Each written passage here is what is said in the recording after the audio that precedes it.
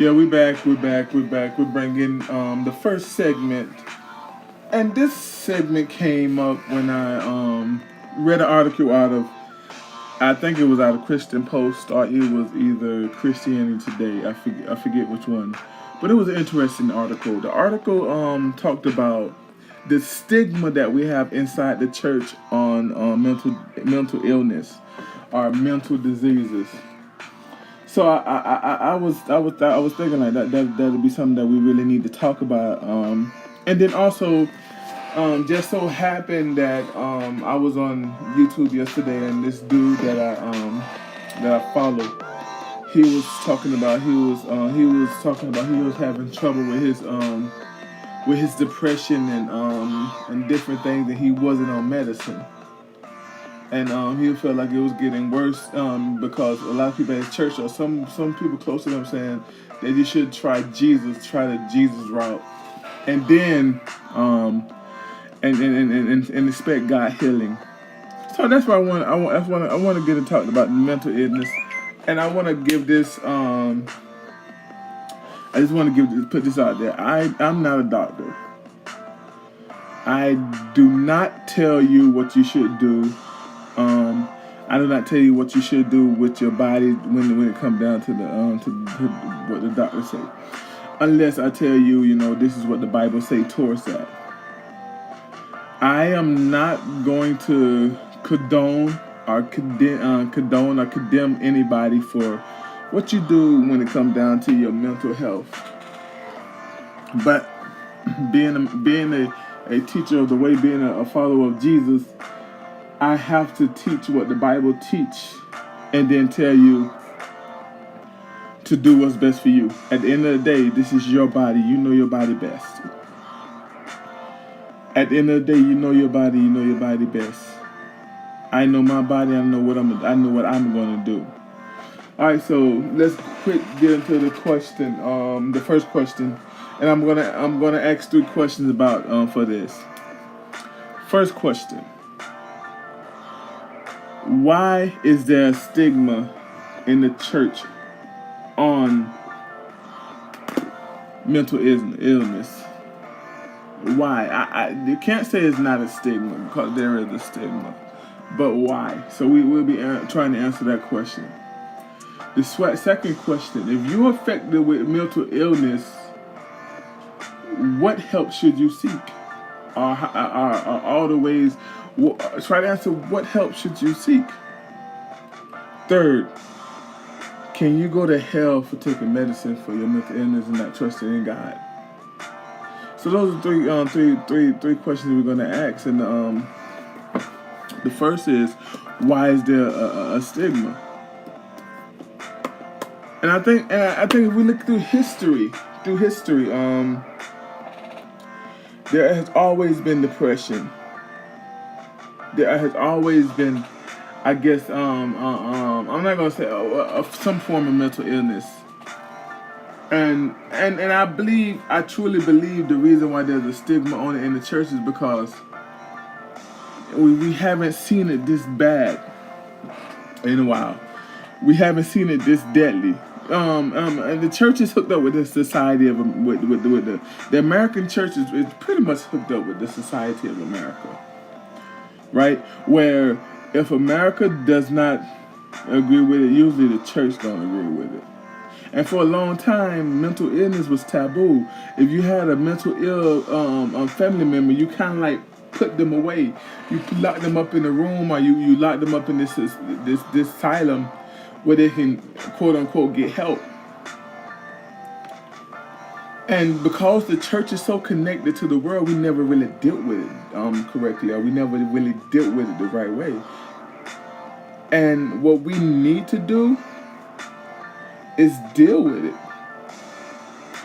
I worked with special needs people for a while, about 4 or 5 years. And I see firsthand the mental illness. I've seen it up close.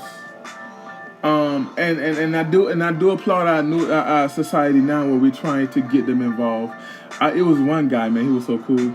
I used to take him to the church, and he'd do volunteer hours for the church and everything. He was mental. He was mental. He was a lot slower than what we are. And I know this is one form, and it comes in different forms. And I know this is one form, but he was going to the church and helping out with what he can help out with, and I applaud that church, and I thought that was a good thing that they did. Did I know for a fact that people who are dealing with depression and other these other things, I know for a fact it's hard for them to cope among our society. I know our society don't like different. I deal with it every day. I was born with one arm, so I deal with society's society's dealing with our normalcy, our people that are not normal. I know. Let's be honest with it. Society see things as it should be perfect, and when it's not, it's kind of like we don't talk about it, we look away, or we make fun of it. Those are basically two things. We try to ignore it, or we make fun of it, and there's no in the middle. And pretty much the church similar. We try to most churches are gonna try to ignore it like it's not there. Right? So when people have mental illness, it's hard for them to be in the church because we don't see it as being there. And that's something we have to really take a look at, because these things are serious. Now, we're gonna answer some more questions about it, but I want to stick with this right here because I think this is key. This is something real. I like to have real conversations. So please make sure when you hear this, leave a comment below and let me know, why do you think the church try to ignore it? Why do you think we don't want to deal with it? Or is it that we don't want to deal with it? Those are some questions I'm asking you. What are your thoughts on this whole idea of the mental illness in the church? I really do believe that these are some things that we really gotta, and these are questions that we really gotta answer. Now, the second question I want to ask: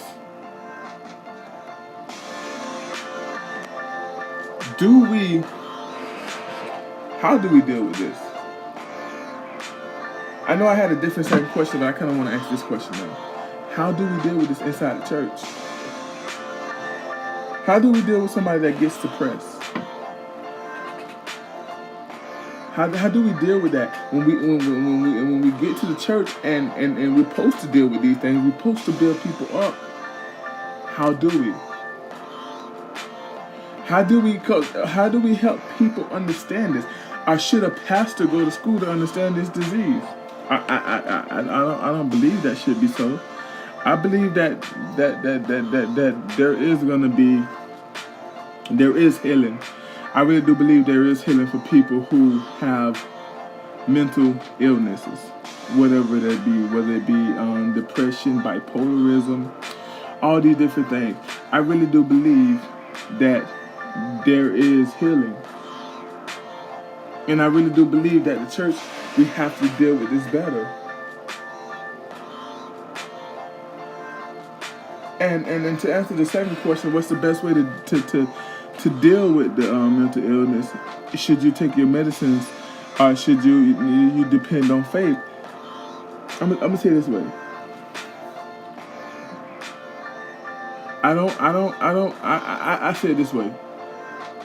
The Bible tells me that there's nothing impossible when it comes to Christ. There's nothing impossible, and I believe that. Right? I believe 100% that. And then it also tells us that some things does not come out but by fasting and praying. The disciples came up to the little boy, and the little boy had a demon in him. I believe it was messing with his mind, matter of fact. And they tried to take it, to get it out in the name of Jesus, but it wouldn't go. So they went back, they took him to Jesus, and Jesus just got it right out. And they said, why this didn't happen for us? If it happened for you, why didn't it happen for us? Jesus said, well, Excuse me. Jesus said, well, some things doesn't come out but by fasting and praying. There are some things, even Paul, there are some things that Paul dealt with. Paul said he had a thorn in his flesh. There are some things that we have to deal with that takes a while, that takes wrestling. That take some real praying and real fasting and some real wrestling, some real believing, some real putting everything you got into it, all your energy into it to getting it out. And for some people, to be really 100% honest with you, some people come to Jesus. Excuse me. Some people come to Jesus that are depressed, that may have that have bipolarism, all these different mental diseases, and they get healed. And then some people come to Jesus and they have to struggle with it a while. Sometimes we got to understand that God may be using this to keep you close to Him, right? Or to keep you depending on Him, so He can use it to grow you. See, so often we look at things as bad things as something bad for you, when a lot of times bad things is what grow you. I want to quote Pastor Francis Chan, this big time pastor and everything, and he said he lost his mother at 9. And he was like, this is crazy. Kids don't lose mothers at 9, but he said it may have been something really good for him, because it helped him understand a lot of things that he probably wouldn't understand if that would have happened to him. And what I'm saying, in other words, without bad things happening, sometimes growth won't happen. A lot of times we look at the culture today, we see a lot of people, and I'm not trying to give you this generic answer. I'm trying to go into this and really be serious. I'm trying to go at it and be real, and I'm trying to go at it and then really get some understanding. But I do believe that everything can be healed. I don't think that the healing ministry is over. I really don't. I really think that we have lost focus of it. We have lost faith in it, and we lost faith. Period. I don't think the faith level is there. I really don't. I think that we are the ones that are not believing anymore. I think that faith still can heal, but we don't have the faith that we used to have. But does it mean that other alternative methods can't work? When we come back from the break, we'll talk about the other. We talked about faith healing, but we'll talk about other methods that maybe can help you out with the question of what should I do. Should I take medicines or not? That's kind of like what I want to get into.